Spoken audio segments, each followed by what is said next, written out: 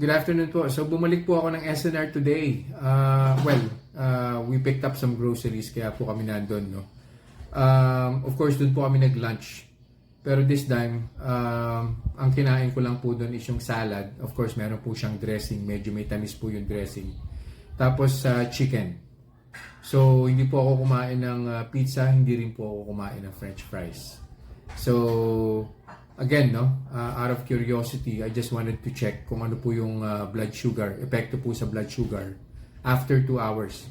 So para may compare po natin doon sa previous SNR video ko rin po na kumain po ako doon ng chicken, ng salad, ng pizza at saka ng konting french fries.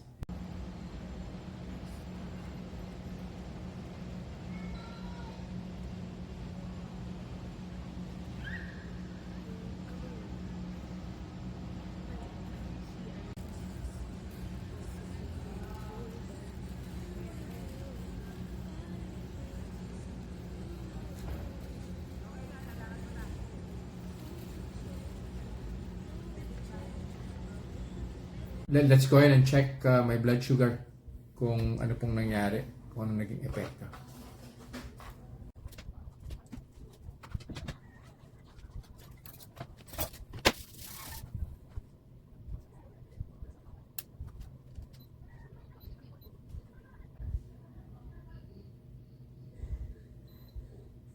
Hmm. 140 sakto.